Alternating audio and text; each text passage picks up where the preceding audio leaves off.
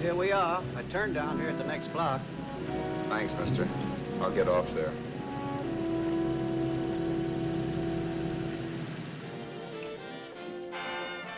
Want anything else? No. Hey, you. Me? Yeah, you. It's where you heading? East. Too bad. I thought if you was heading north, I might be able to help you out. Pushing to Salt Lake, and I don't like to ride alone at night. I'm one of those guys that got to talk or I fall asleep. Oh, sure, now my partner, he's got Lou to keep him company, but I ain't got nobody at all. Where you coming from? West. Yeah, sure, I know, but where, L.A.? Maybe. Got a cousin out in L.A. You don't say. Yeah, he's been out. You're not much of a talker, are you? My mother taught me never to speak to strangers. Oh, a wise guy. So what? Okay, don't get sore. Just trying to be sociable, that's all. Hey, Glamorous. You change for a dime, will you?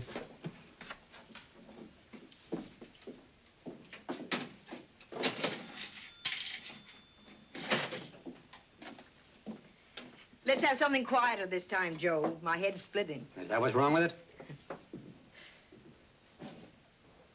Done with your coffee? No. And don't rush me, will you?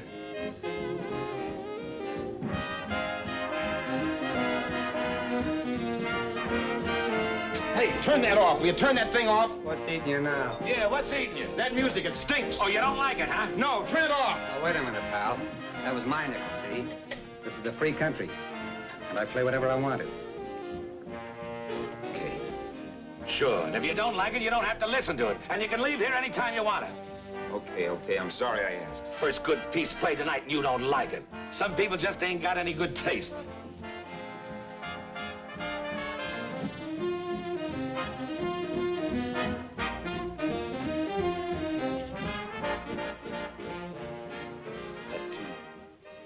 That tune. Why was there always that rotten tune? Following me around, beating in my head, never letting up. Did you ever want to forget anything? Did you ever want to cut away a piece of your memory or blot it out? You can't, you know. No matter how hard you try. You can change the scenery, but sooner or later you'll get a whiff of perfume or somebody will say a certain phrase or maybe hum something. Then you're licked again. I can't believe that you're in love with me. I used to love that song once. So did the customers back in the old Break of Dawn Club in New York. I can't remember a night when I didn't get at least 3 requests for it. Sue, she was always selling it too. Those were the days.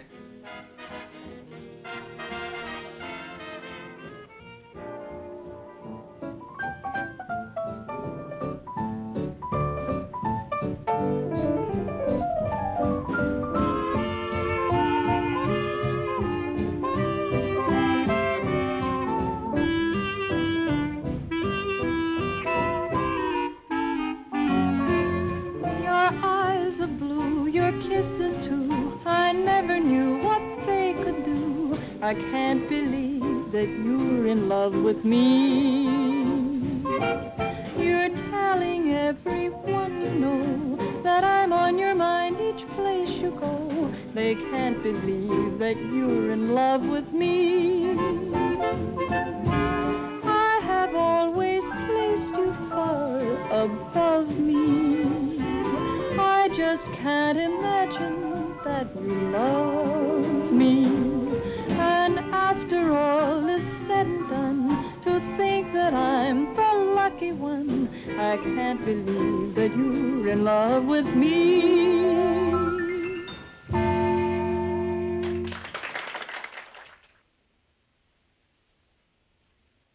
It wasn't much of a club, really. You know the kind. A joint where you could have a sandwich and a few drinks and run interference for your girl on the dance floor. I pounded the piano in there every night from 8 until the place closed up, which usually meant 4 in the morning. A good job as jobs went in those days. Then, too, there was Sue, who made working there a little like working in heaven. But how we felt about each other, well, there was nothing very unusual in that. I was an ordinary healthy guy, and she was an ordinary healthy girl, and when you add those two together, you get an ordinary healthy romance, which is the old story. Sure, but somehow, the most wonderful thing in the world.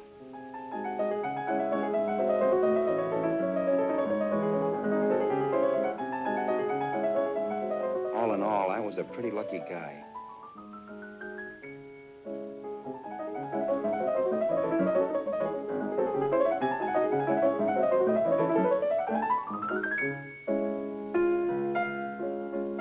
Mr. Paderewski, I presume. It's beautiful. You're going to make Carnegie Hall yet, Al? Yeah, as a janitor. I'll make my debut in the basement. I don't blame you for being bitter, darling, but you mustn't give up hope. Why, someday... Yeah, someday. If I don't get arthritis first. In the meantime, let's blow this trap.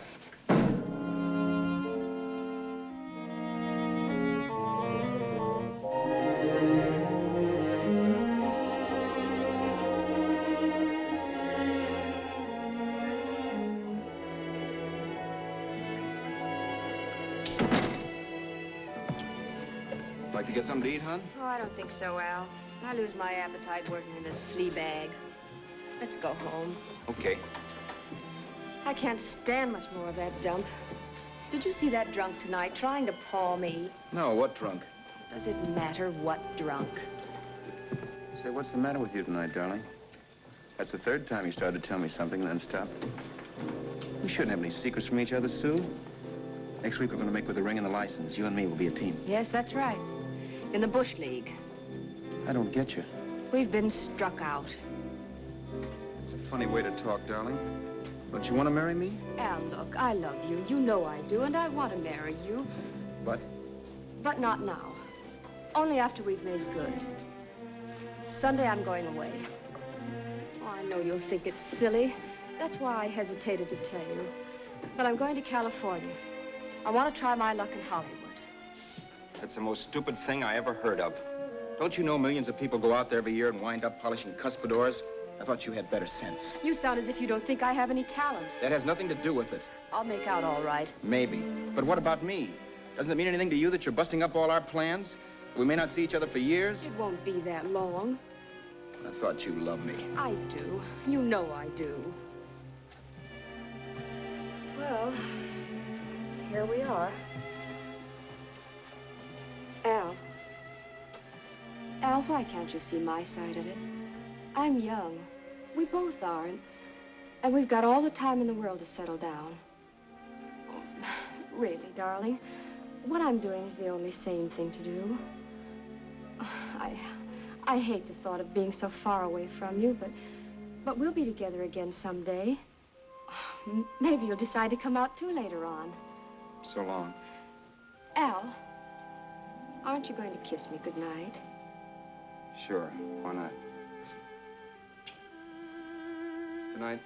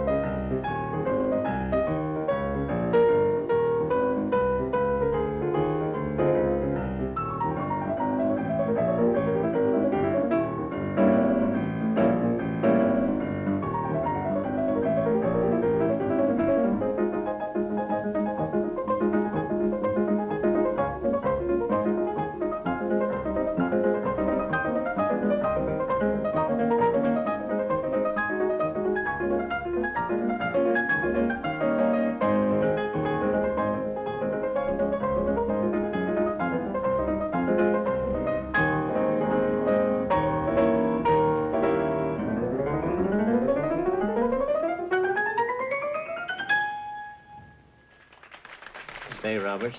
You hit the jackpot this time. $10. Thanks.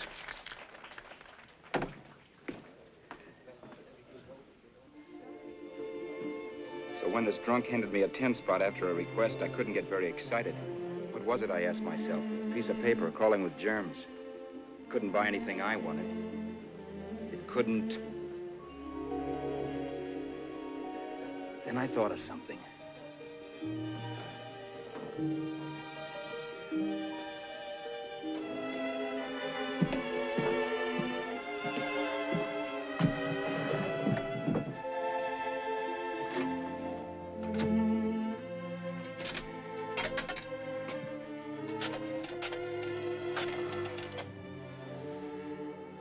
Long distance. I'd like to put a call through to Los Angeles. Miss Harvey. Sue Harvey, Harvey. The number is Crestview 65723.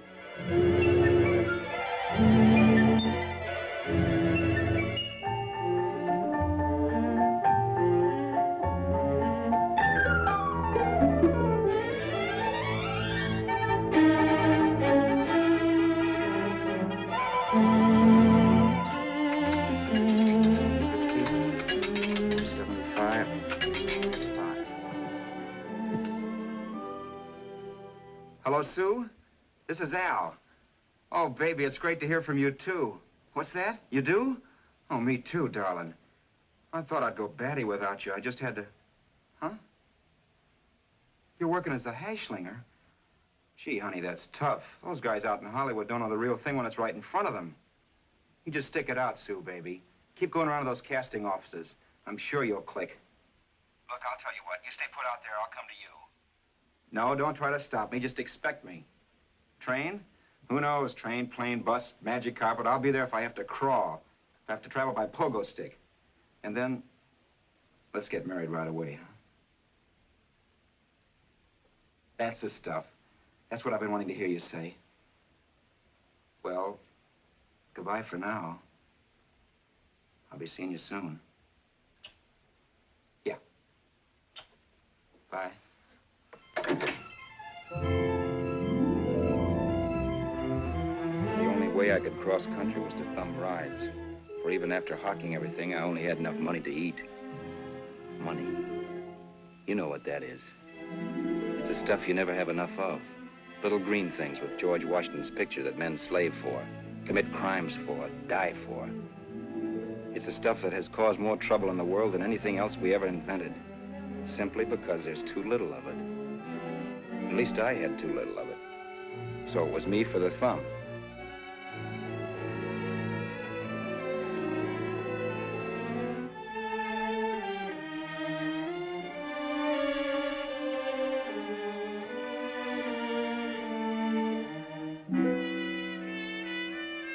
Ever done any hitchhiking? It's not much fun, believe me. Oh, yeah, I know all about how it's an education and how you get to meet a lot of people and all that. But me, from now on, I'll take my education in college or in PS 62, where I'll send $1.98 in stamps for 10 easy lessons.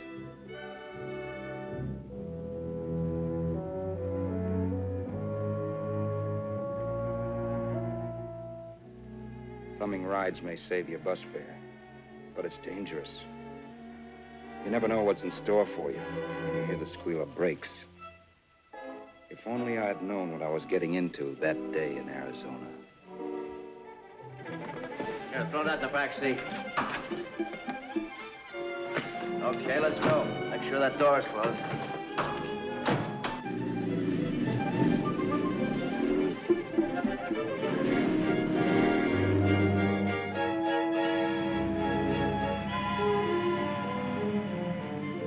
You know, Emily Post ought to write a book of rules for guys thumbing rides.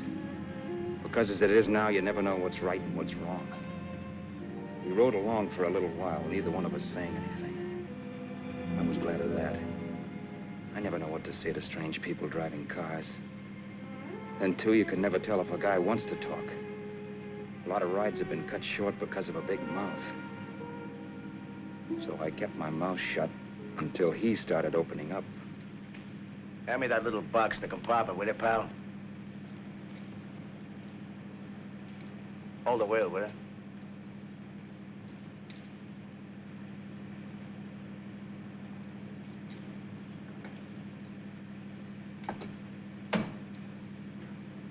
How far are you going?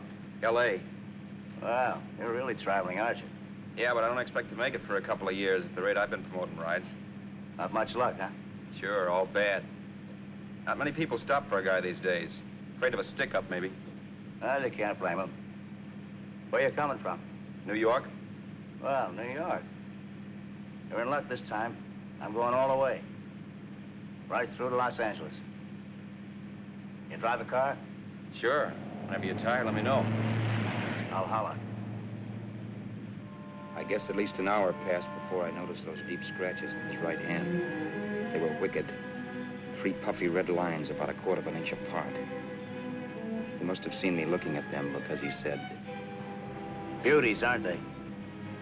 They're gonna be scars someday. What an animal. Whatever it was, it must have been pretty big and vicious to have done that. Right on both counts, New York. I was tussling with the most dangerous animal in the world. A woman. She must have been Tarzan's mate. Looks like you lost the bout. It certainly wasn't a draw.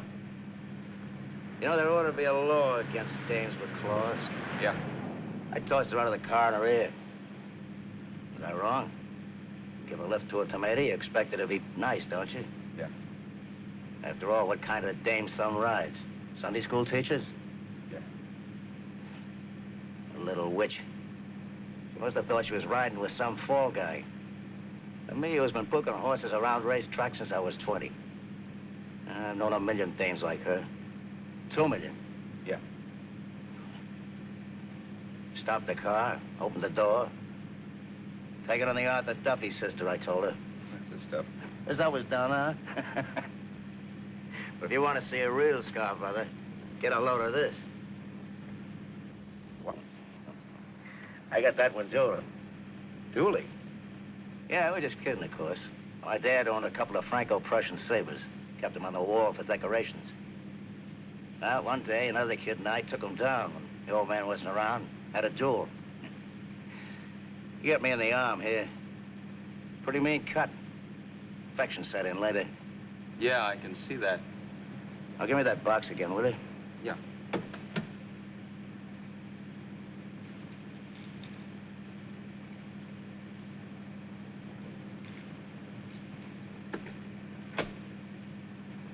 Pain made me lose my head, I guess. Began slashing. Before I knew it, I'd put the other kid's eye out. That was tough. Well, it was just an accident, of course. But you know how kids are. I got scared and decided I was going to run away from home. Old man almost caught me when I was packing my duds. The bloody rag I had wrapped around my wrist hadn't caught his attention. You've seen the bundle for sure. But I beat it when he was phoning for a doctor. That was 15, 16 years ago. I haven't been home since. Pull in there for a bite or something, huh? a bite or something. Brother, was I hungry. I hadn't had anything in my stomach for hours. Yet even with that gnawing in the pit of my belly, I didn't want to be in too big a rush to put on the feed bag. First, I had to make sure this guy knew the score. If I got him down on me, it was goodbye ticket to Hollywood. I'll wait out here for you, mister. If it's the money, don't worry about paying for it. This time it's on me. Well, that's white of you, Mr. Haskell, think nothing of it. You make your first million, maybe you can do the same for me. Come on, New York. I gotta make the West Coast by Wednesday. There's a horse running at Santa Anita named Paradicycle. Means so to me if I'm on him. We'll make it all right. He did most of the talking during the half hour we were in the place. I ate. He rambled on about his old man, whom we hadn't heard from since he ran away as a kid. And how he happened to become a bookie. And then all about how he got rooked in Miami. One race, 38 grand. They cleaned out my book. How do you like that? That was tough luck. Yeah, and I'm supposed to be the smart guy. Well, you just wait. I'm going back to Florida next season with all kinds of jack.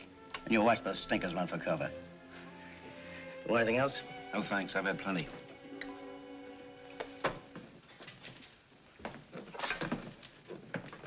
That check there, sister? Oh, just a minute. Your change, sir. Keep it, sister. Oh, thank you, sir. Call again. I'll be waiting outside for you when you finish work. Sharp check, huh?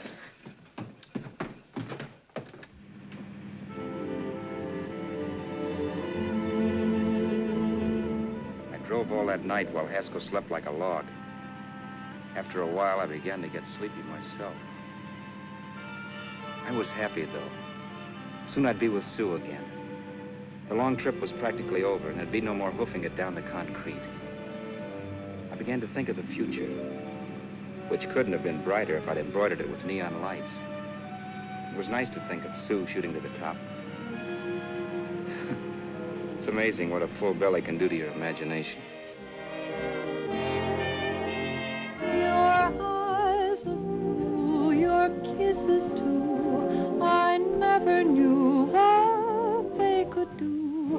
I can't believe that you're in love with me. You're telling everyone you know I'm on your mind each place you go. I can't believe that you're in love with me.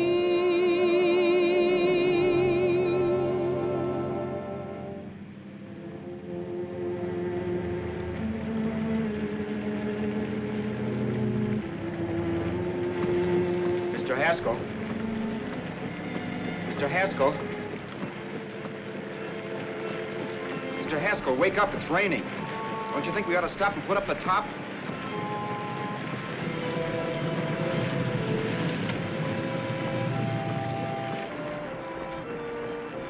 Mr. Haskell, I'm going to put up the top.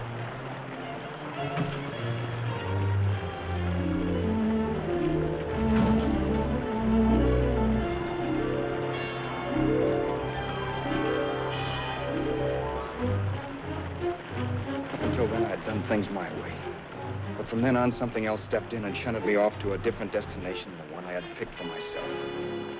For when I pulled open that door...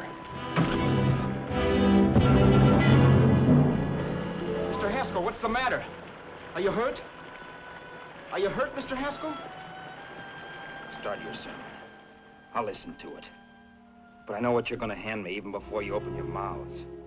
You're going to tell me you don't believe my story of how Haskell died and give me that don't make me laugh expression on your smug faces.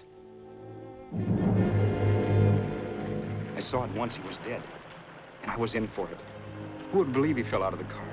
Why, if Haskell came too, which of course he couldn't, even he would swear I conked him over the head for his dough. Yes, I was in for it. Instinct told me to run, but then I realized it was hopeless. There were lots of people back down the road who could identify me. That gas station guy and the waitress. I would be in a worse spot then, trying to explain why I beat it. The next possibility was to sit tight and tell the truth when the cops came. But that would be crazy. They'd laugh at the truth. I'm not having my head in a noose. So what else was there to do but hide the body and get away in the car? I couldn't leave the car there with him in the gully. That would be like erecting a tombstone.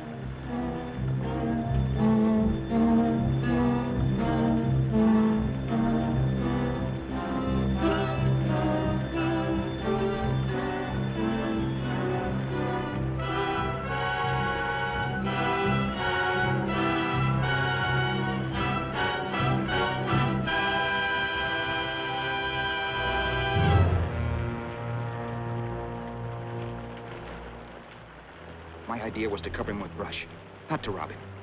But then I remembered that even if I only drove the car for 100 miles or so, I would need money for gas.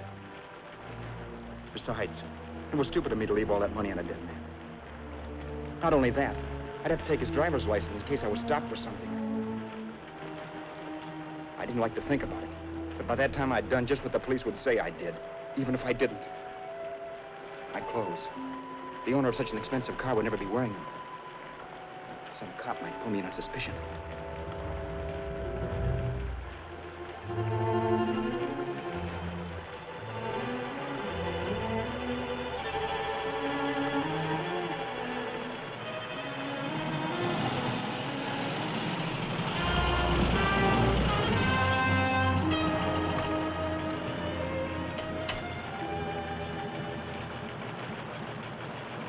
Hey, you, this your car? Don't you know better than to leave a car with the wheels halfway in the middle of the road? That's the way accidents happen. I'm sorry, officer. I was just putting up my top. I didn't think. Well, the next time, think. I'll let you go now, but watch your step in the future. I know that's a lonely stretch, but cars come by here once in a while, and we have plenty of crack-ups. Thanks, officer.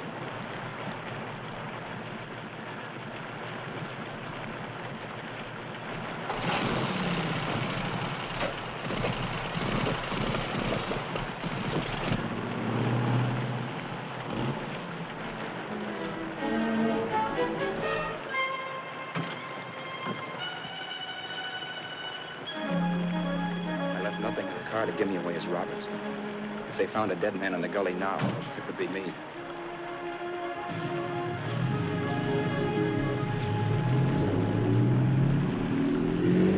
As I drove off, it was still raining.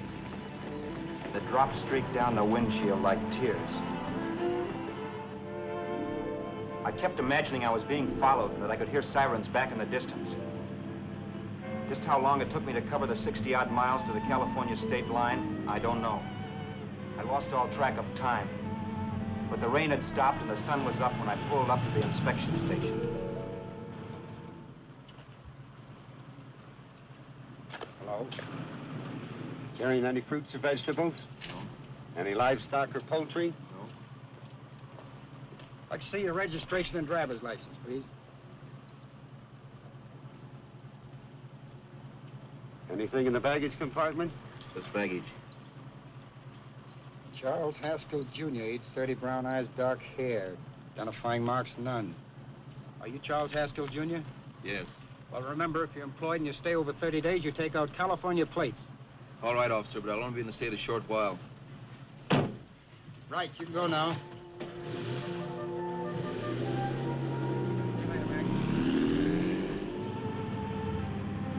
I couldn't drive any farther without some sleep. Cops or no cops, I knew I had to hit the hay and hit it hard. I was dead tired.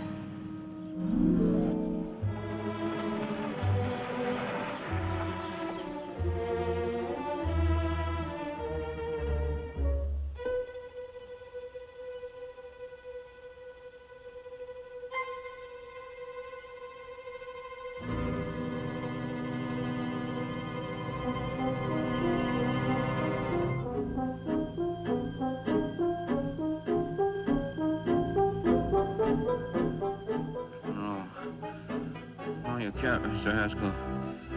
No.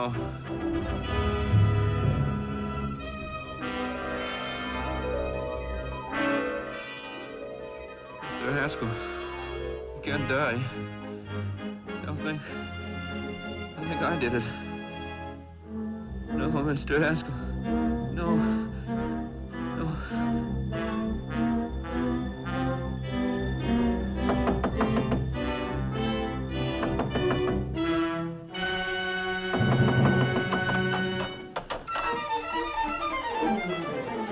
Who's there?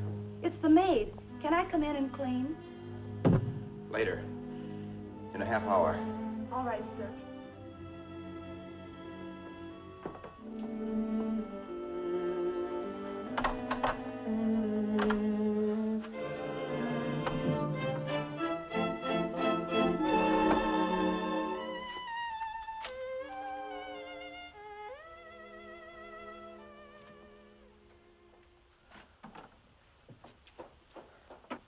There was no time to lose. Every minute I had to be Charles Haskell was dangerous. And I'd have to be Charles Haskell until I got to some city where I could leave the car and be swallowed up.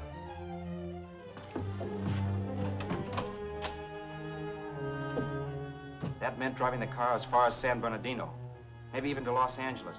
In a little town, I might be noticed, but in a city, I should be safe enough. Then, after I ditched the car, I could go on to Sue. But those 5 minutes at the state line made me realize it might be a good idea to find out a little bit about Mr. Haskell. Then, if anybody asked me questions, I could give the right answers. The first thing I found out was that I had $768. This was a lot of jack, but believe me, it was the kind of money I'd rather not have.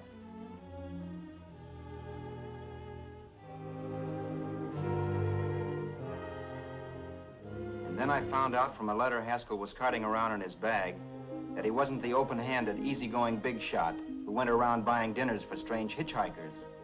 Before I got done reading it, I saw him more as a chiseler. It was written to his old man in California, the one he hadn't seen in so many years. In it, Haskell posed as a salesman of hymnals, of all things. It was easy to see where Haskell expected to raise a new stake for his book in Miami by rooking his old man. That was about all I found out from his effects, and it was enough. I told myself, maybe old man Haskell was lucky his son kicked off. He would never know it, but it saved him from taking a flyer in sacred literature preferred.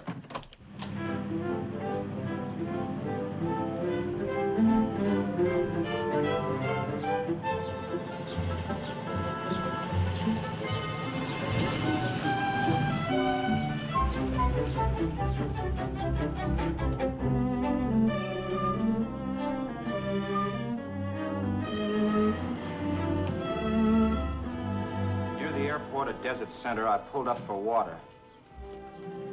There was a woman. Hey, you! Come on if you want to ride.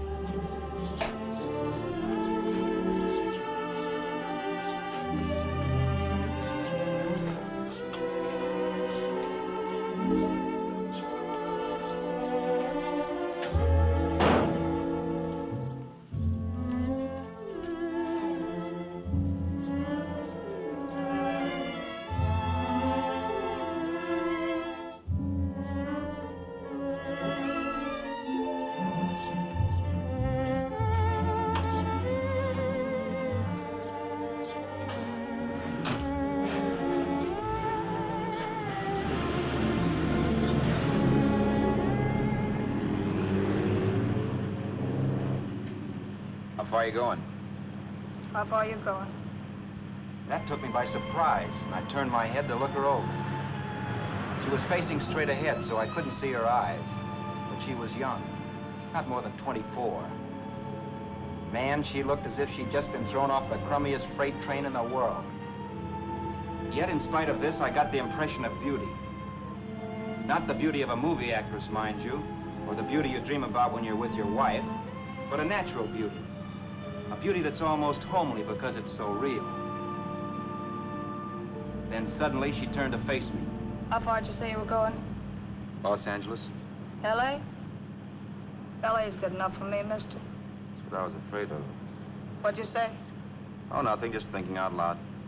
People get in trouble for doing that. What's your name?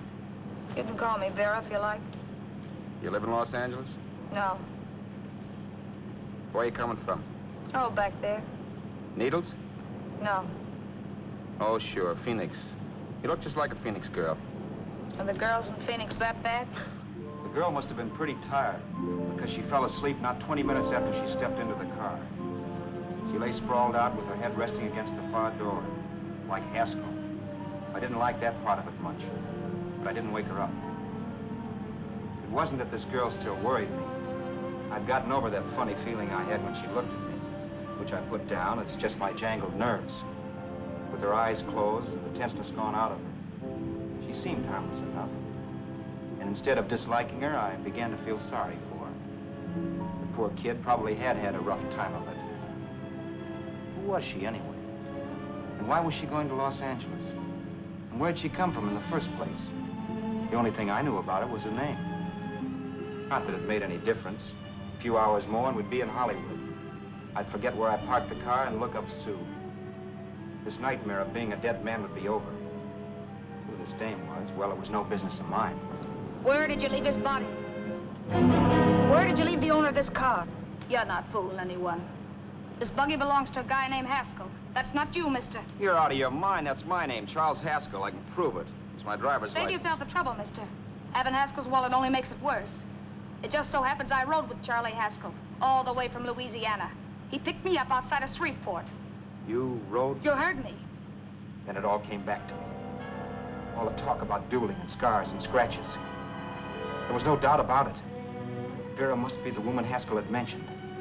She must have passed me while I slept. Well, I'm waiting. My goose was cooked. She had me. That Haskell guy wasn't dead yet. He wasn't stretched out stiff and cold in any Arizona gully. He was sitting right there in the car, laughing like mad while he haunted me. Well? There was nothing I could say. It was her move. Vera, whatever her name was just my luck picking her up on the road. It couldn't have been Helen, or Mary, or Evelyn, or Ruth. It had to be the very last person I should ever have met. That's life. Whichever way you turn, fate sticks out a foot to trip you.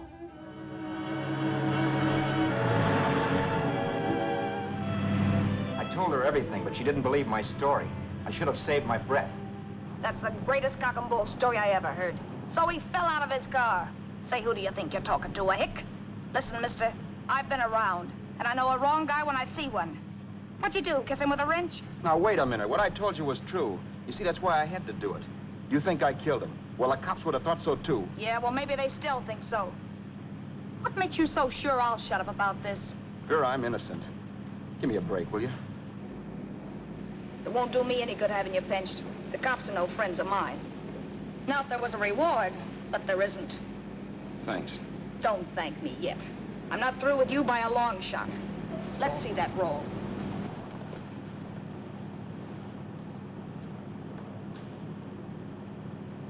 Is that all Haskell had?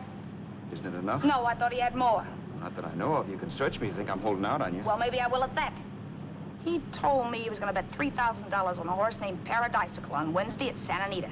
He was stringing you along. He meant 300. Maybe. Sure, $3, 300. He was a piece of cheese, a big blowhard. Listen, mister, don't try and tell me anything about Charlie Haskell. Remember, I knew him better than you did. Okay, then you knew he was a four-flusher. That explains the $3 bet. I'm not so sure he didn't have that $3,000.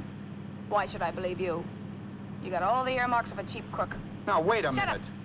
You're a cheap crook and you killed him. For 2 cents, I'd change my mind and turn you in. I don't like you. All right. Don't get sore. I'm not getting sore, but just remember who's boss around here. If you shut up and don't give me any arguments, you'll have nothing to worry about. But if you act wise, well, mister, you'll pop into jail so fast it'll give you the bends. I'm not arguing. Well, see that you don't. You know, as crooked as you look, I'd hate to see a fella as young as you wind up sniffing that perfume that Arizona hands out free to murderers. I'm not a murderer. Of course you're not. Haskell knocked his own head off. He fell, that's how it happened, just like I told you. Sure, and then he made you a present of his belongings. I explained why I had to do skip that. it. Doesn't make a difference one way or another. I'm not a mourner. I liked Haskell even less than I like you. Yeah, I saw what you did to him. What do you mean? Those scratches on his wrist. Sure, I scratched him. I'll say you did. So your idea was to drive the car a little way, maybe into San Bernardino, and then leave it. You weren't gonna sell it? Sell it? You think I'm crazy? Somebody else's car?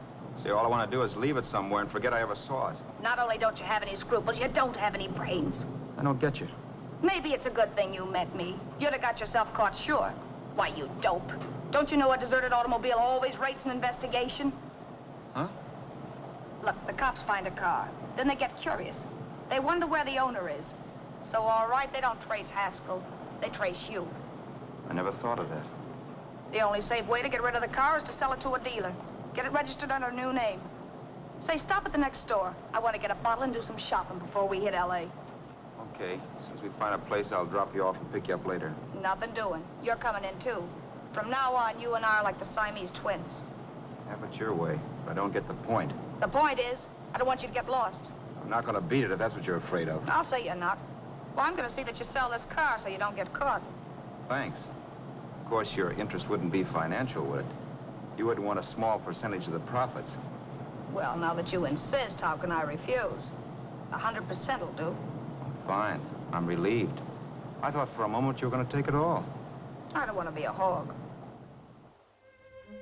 A few hours later, we were in Hollywood. And I was recognizing places Sue had written about. It struck me that far from being at the end of the trip, there was a greater distance between Sue and me than when I started out. Vera wasn't kidding with that Siamese twins crack. She rented a little apartment as Mrs. Charles Haskell. When I objected to this, she explained that it was on account of the car. A dealer might think something was funny if he called and found we were using different names.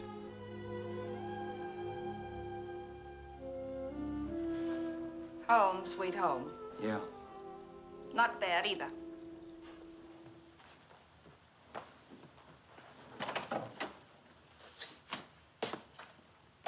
In case there's any doubt in your mind, I'll take the bedroom. Yeah. Sure is stuffy in here.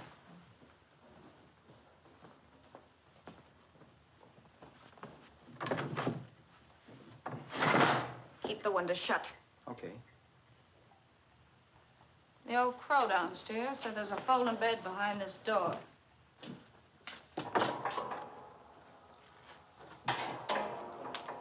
You know how to work it? I invented it. Some joint. One can't have everything.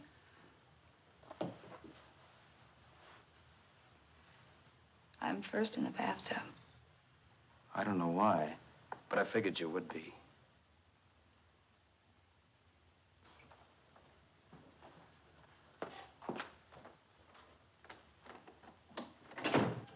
Boy, oh boy. It sure feels good to be clean again. I must be 10 pounds lighter. You must be. Well, hitching rides isn't exactly the way you keep your schoolgirl complexion. I wish that guy with the sacks would give up. Gets on my nerves. Forget it. Have a drink. Aren't you afraid I might take you up on it? If I didn't want to give you a drink, I wouldn't have offered it. Why be a sorehead, Roberts? You got yourself into this thing. You should be grateful I'm not turning you in.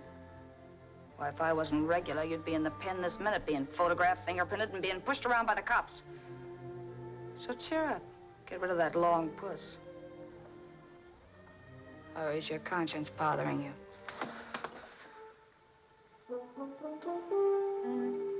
No. It isn't. Swell. That's the spirit. He's dead and no mooning around will bring him back. Anyway, I never could understand this worrying about something that's over and done with. Now look, Vera, for the last time I didn't kill him. Haskell was a sick man. Maybe he was dead before he fell out of the car. I don't know. Sure. He died of old age. All right. So if it'll make you sociable, you didn't kill him.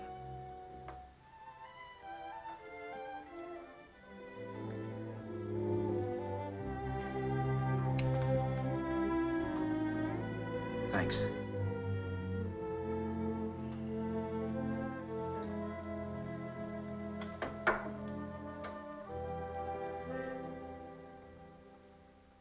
We're out of liquor, Roberts. Yeah. Too bad. I felt like getting tight tonight. Well, I think you succeeded. Am I tight?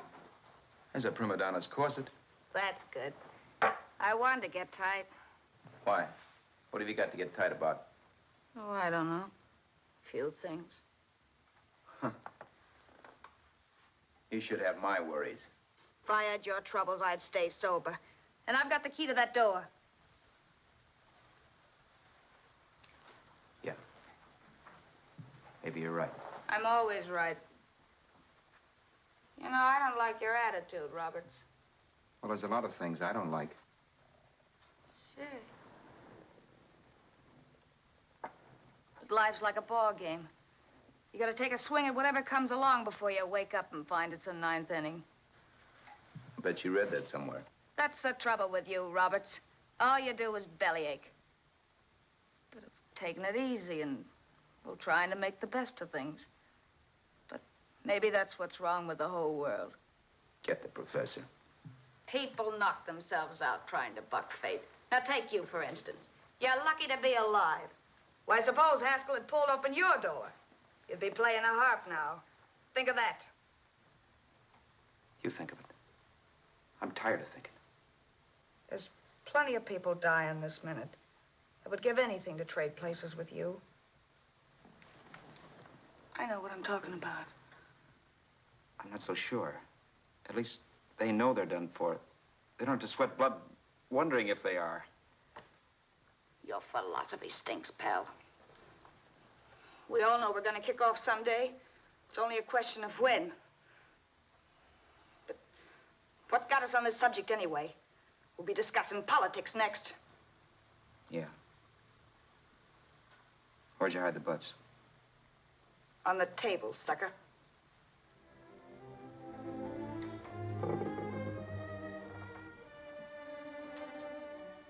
We bored each other with conversation for a couple of hours longer. Every 5 minutes, one of us was wishing we had another bottle or a radio or something to read. Then finally, we ran out of chatter. I know it's only 11 o'clock, but I want to get up early and make the rounds of the used car lots. No hurry about that. We've got all the time in the world. Maybe you have, but if you think I want to stay cooped up in this place any longer than I have to, you're batty. It's not a bad place. Pay plenty for diggings like this in New York. I wouldn't like it if it was the Ritz.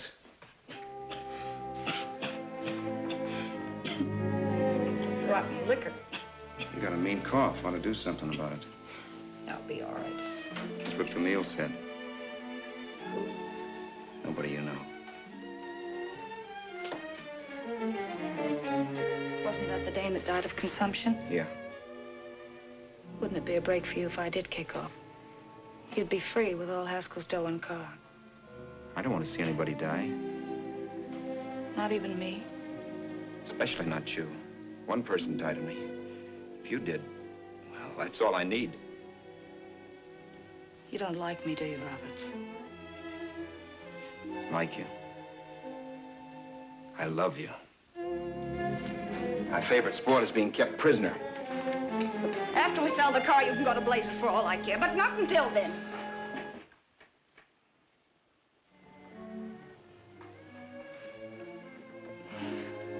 I'm going to bed.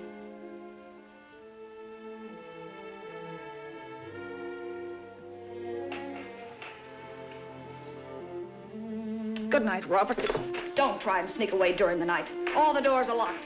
Anyway, if I find you gone in the morning, I'll notify the police. They'll pick you up. Don't worry, I know when I'm in a spot. Well, good night. I hope that portable rack isn't too uncomfortable for you. Don't lose any sleep over it, will you, Vera?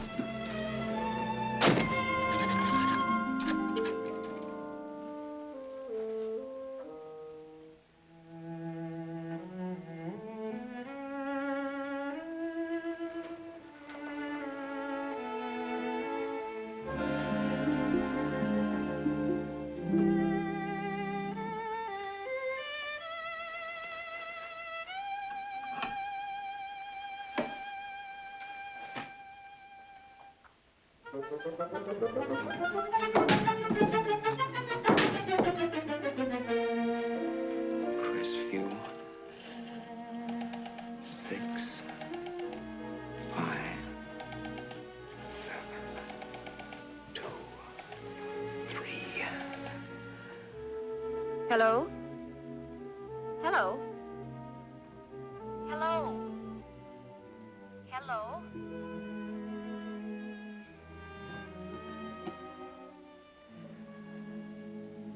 No. Not yet, darling. Tomorrow. Maybe. If this were fiction, I would fall in love with Vera, marry her, and make a respectable woman of her.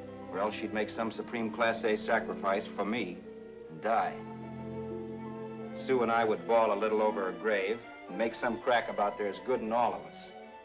But Vera, unfortunately, was just as rotten in the morning as she'd been the night before. All right, I'm coming. Look, Vera, it's almost noon. So what? The dealers will be there all day? I'll be there all year, too, but that doesn't mean I'm going to wait that long. Shut up. You're making noises like a husband. Well, do I rate a whistle? You sure do, but let's go.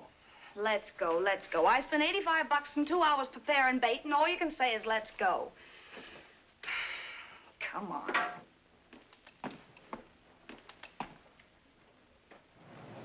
We passed a few used car lots last night down this way. What do you think we can get for this heap? I don't know. Plenty. You just let me handle everything. Think we can get $2,000? I don't know, but don't worry. I'll squeeze as much out of this guy as I can. If I let it go cheap without a fight, he might think we've stolen the car. And listen, don't make any slips and call me Roberts. That'll cook us. I don't need you to tell me that. You better just sit by and keep your mouth closed. Remember, we're both in the soup if anything happens. Forget it and drive. You're my wife, Vera Haskell. Look, after the deal's closed, let's go back to that place on Hollywood Boulevard where I saw the fur jacket. I want to buy it. After the deal's closed, I'm saying goodbye to you. That's right, I forgot. I guess I'm getting kind of used to you. Well, that's a habit you can start breaking. Let's try this place in the middle of the block.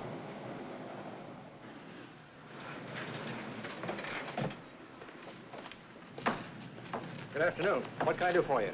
We're interested in selling a car. If the price is right. Well, if it's in good mechanical condition, it should blue book for about $1,600.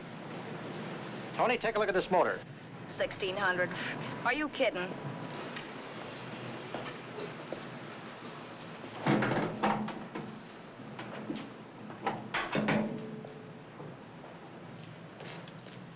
Well, maybe $1,850. Before I let it go for $1,850, I'll wreck it and collect the insurance first.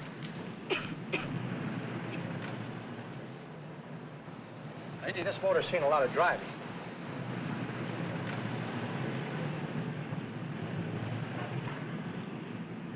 Well, the mechanic inspected the car. We haggled. At last, when we were all worn out, we hit a compromise. His price. Okay, it's a deal. All right, come in. We'll sign the papers. I have the ownership papers right here with me. Look, Vera, in the meantime, will you clean out the dash compartment? There may be some stuff in it. All right, darling. 1,850 bucks. That dirty crook.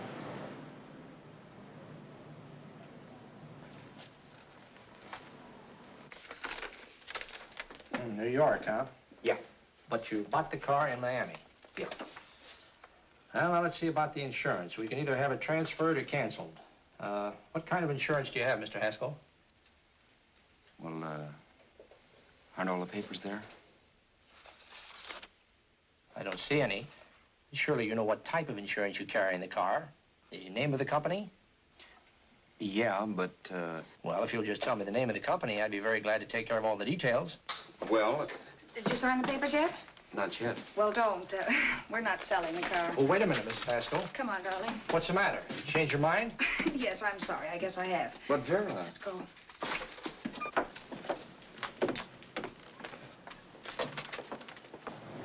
You got me out of a tight spot, Vera. But I still don't understand all this. You will in a minute. I almost threw away a gold mine. 1850 isn't to be sneezed at. The car doesn't book for as much as I thought. We're not selling the car. You want to keep it. Now, wait a minute, Vera. You said yourself I wouldn't be safe until the car was in someone else's name. I'd like to be free of this mess when I go. That's just it, Roberts. You're not going. There's a drive-in at the next corner. Pull in there and we'll get a bite to eat. And I'll explain. What is this, another one of your brilliant ideas?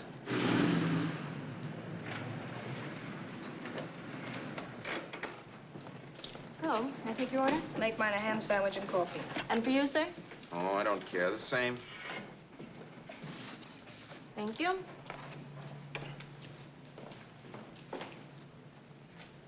Get this, Vera. I've been pretty patient so far. I've done everything you asked me to do, but no more. Shut up. You've taken Haskell's money. And you can have the dough we get from selling the car. But you're not going to keep me a prisoner. It's a good thing I bought the paper. Take a look at that. Vera, I'm in no mood. Read that.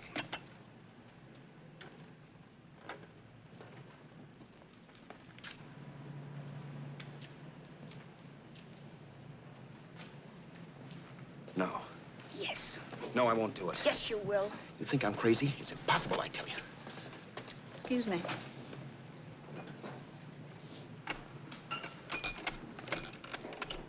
Blow the horn when you're through. No one could possibly get away with an act like that. It'd be wise to me in a minute. Don't be yellow. You look enough like him. The same coloring and the same build. See how his clothes fit you? No kidding, you almost had me fooled for a while. Oh, grow up, Vera. Don't you think a father knows his own son? And there must be other relatives. The father won't have to know you. We'll wait till he gives up the ghost. He's an old geezer and he won't pull through. And as far as other relatives are concerned, they haven't seen you in 15 or 20 years. Eat. I'm not hungry. And I won't do it. It's not as tough as it sounds.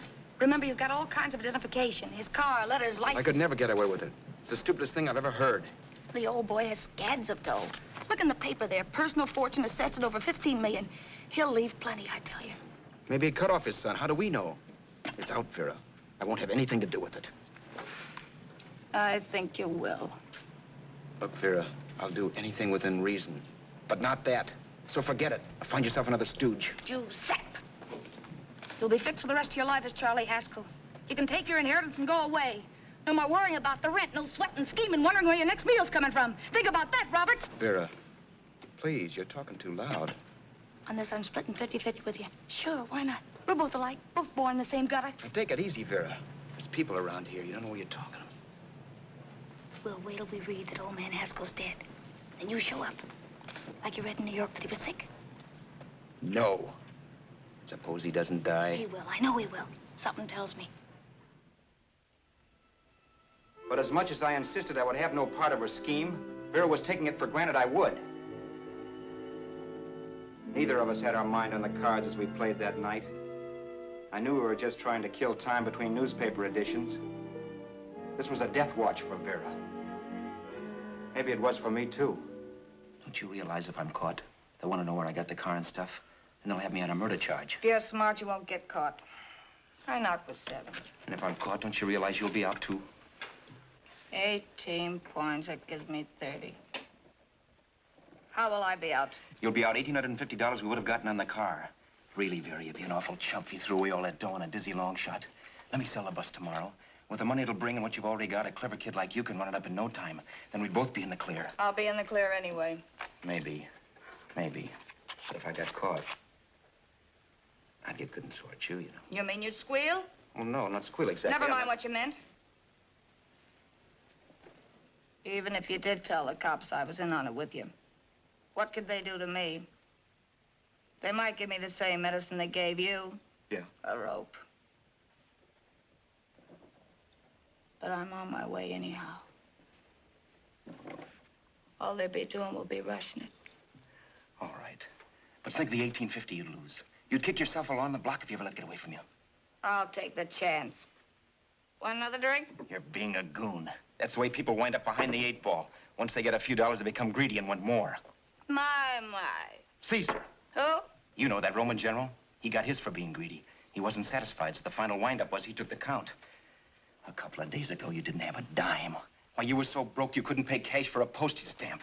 Now you've got almost $700 with $1,850 in the offing. Take my advice. Don't try for more. I'm tired of this game. Let's have some blackjack. Play solitaire. Okay, I will if that's the way you feel about it. That's the way I feel about it. Getting sore and throwing things won't help much, Roberts. I'm really doing you a favor. I help you out of a jam by keeping my mouth shut. I show you how to make some soft money. And what thanks do I get? Thanks. Sure. Or would you rather call the cops and tell them you killed a man and stole his money? I didn't kill anybody. Yes, you did. No, I didn't. You know I didn't. All right, then. Suppose I call the cops. If you're innocent, what do you got to be scared of? Okay. Call him, you mutt. Go ahead and call him, see if I care. At least they'll give me a square deal. You want me to call them? You heard me. But I'm warning you. If I'm pinched, I'll swear you were in on it.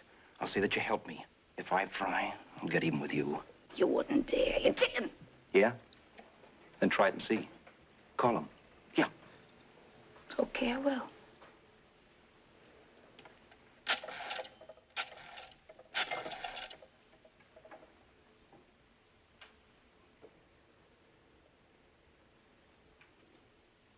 Information? I want the number of the Hollywood police station. Okay, I got it. Thanks. Wait a minute, Vera. You wouldn't do that. Wouldn't I? Give me that and I'll show you if I would. Take it easy now. Let's talk this over. This was early in the evening, and the conversation, while hectic, was at least pitched low. But as the minutes passed, and more obstacles to her plan popped into my head, the air got blue.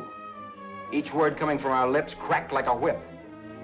I reminded her that as Charles Haskell, I didn't even know my mother's name, where I'd gone to school, the name of my best friend, whether I had an Aunt Emma or not, my religion, and if I'd ever owned a dog. I didn't even know what my middle initial stood for. I also pointed out that the real Haskell had a scar on his forearm. His people never saw that scar. He told me he ran away right after putting out the kid's eye. Yeah, but his father knew he was cut. It'd have to be some kind of a mark. So what? The old man's dead, or will be. I hope by tomorrow morning's papers. Anyway, you could cut yourself a little, couldn't you? Boy, for that kind of dough, I'd let you cut my leg off. You're drunk and you're crazy mad, Vera. Turn me in if you want to, but I won't get mixed up in this. Besides, how do we know? Haskell was such a phony. Maybe he wasn't the man's son at all. Maybe he just dreamed it up. Well, dream it or not, you won't be dreaming when the law taps you on the shoulder. There's a cute little gas chamber waiting for you, Roberts. And I hear extradition to Arizona's a cinch. Where's that phone? Vera! Leave me alone. Vera! Here. I want a phone call, police. I hate you yellow stinker. You leave me alone. I'll let you alone when you promise to leave the phone where it is. You're drunk. You don't know what you're doing. You're hurting me. Will you promise? All right.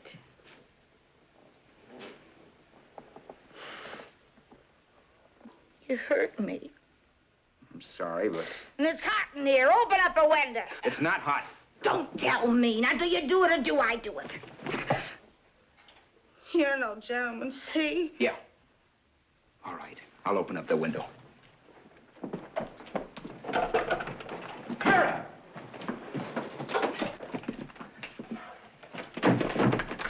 Vera, open the door. Please open the door.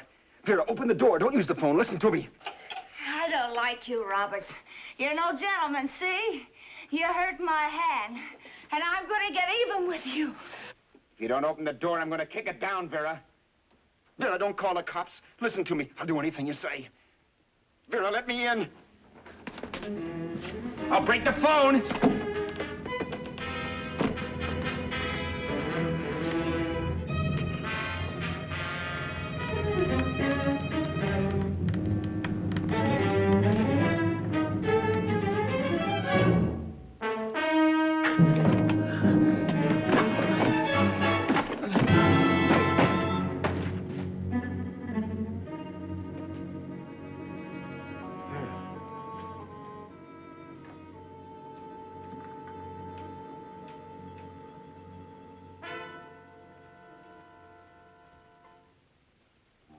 The world is full of skeptics. I know. I'm one myself. In the Haskell business, how many of you would believe he fell out of the car? And now, after killing Vera without really meaning to do it, how many of you would believe it wasn't premeditated? In a jury room, every last man of you would go down shouting that she had me over a barrel and my only out was force. The room was still. So quiet that for a while I wondered if I had suddenly gone deaf. It was pure fear, of course. And I was hysterical. But without making a sound. Vera was dead. And I was her murderer. Murderer? What an awful word that is. But I'd become one. I'd better not get caught. What evidence there was around the place had to be destroyed. And from the looks of things, there was plenty. Looking around the room at things we'd bought was like looking into the faces of 100 people who'd seen us together and who remembered me. This was the kind of testimony I couldn't rub out. No. I could burn clothes and hide bottles for the next 5 years. There'd always be witnesses. The landlady, for one. She could identify me. The car dealer, the waitress in the drive-in, the girl in the dress shop, and that guy in the liquor store. They could all identify me. I was cooked. Done for. I had to get out of there. While once I'd remained beside a dead body, planning carefully how to avoid being accused of killing him, this time I couldn't. This time I was guilty. Knew it. Felt it. I was like a guy suffering from shock. Things were whirling around in my head. I couldn't make myself think right. All I could think of was the guy with the saxophone and what he was playing. It wasn't a love song anymore. It was a dirge.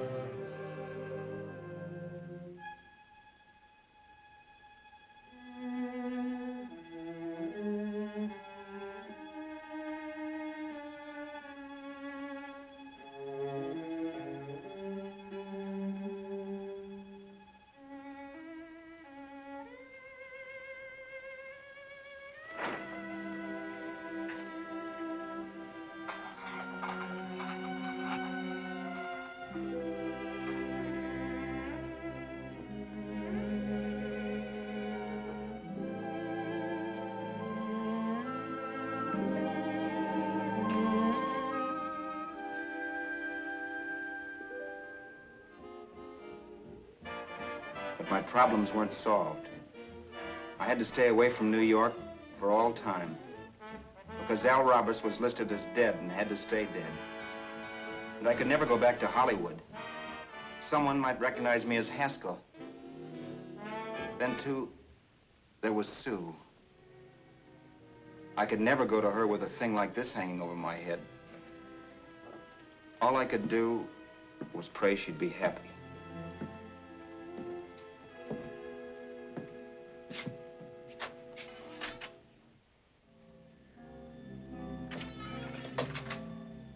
I was in Bakersfield before I read that Vera's body was discovered. And that the police were looking for Haskell in connection with his wife's murder. Isn't that a laugh? Haskell got me into this mess, and Haskell was getting me out of it. The police were searching for a dead man. I keep trying to forget what happened and wonder what my life might have been if that car of Haskell's hadn't stopped. But one thing I don't have to wonder about. I know. Someday a car will stop to pick me up that I never thumbed.